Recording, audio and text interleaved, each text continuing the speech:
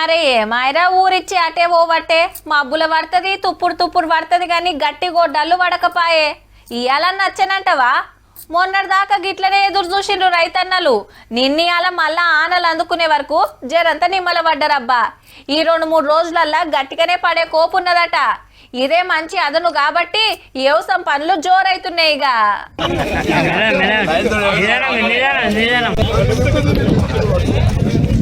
మంత్రి పొన్నం సారే అరకబట్టి దుక్కులు దున్నుతున్నాడు ఒకళ్ళెనుకొకళ్ళు నాగలి పట్టుడు సాలెమ్మటి ఇత్తులు పెట్టుడు ఇయాల ఏరువాక పున్నమి మళ్ళా మంచి రోజని అంతటా వ్యవసాయం పనులు చాలు చేస్తే సిద్దిపేట జిల్లా పందిళ్ళల గిట్ల నాగలి పట్టిండు పొన్నం సారు మే నెలలనే ఆనలు అందుకొని అటే పోయినాయి 2-3 రోజుల సంది మళ్ళా ఊర్లలో శిన్కులు రాలుతుండే వరకు రైతులంతా పొలం బాట పట్టిండ్రు.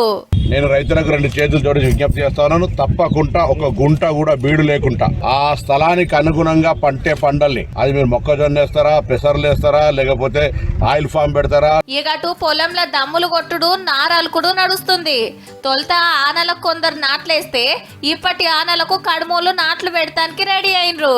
పంటలు వండాలి వర్షాలు రావాలి అని ఆ భూతాల్ని నేడుకొని మేము సాగు చేసుకోనికే ఇవాళ మొదలు పెట్టుకుంటాం. ఇవి ఈరకపునానికి పూజ చేసుకొని బొట్లు పెట్టుకొని గడెం కొట్టాలి భూమి తల్లిని నమ్ముకొని వర్షాలు పడాలి ఈ సంవత్సరం అని పంటలు బాగా వండాలి. ముందస్తుగా పడ్డది కాబట్టి పర్లేదు బాగానే ఉంటది. వర్షాకాలం కాబట్టి ఖచ్చితంగా పడతాయనే ధైర్యంగా ఉన్నాం. ఊర్లలో ఓ 4-5 జిల్లాలలో పడుతున్నాయి గాని కడమ ఊర్లలో సప్పుడే లేదు.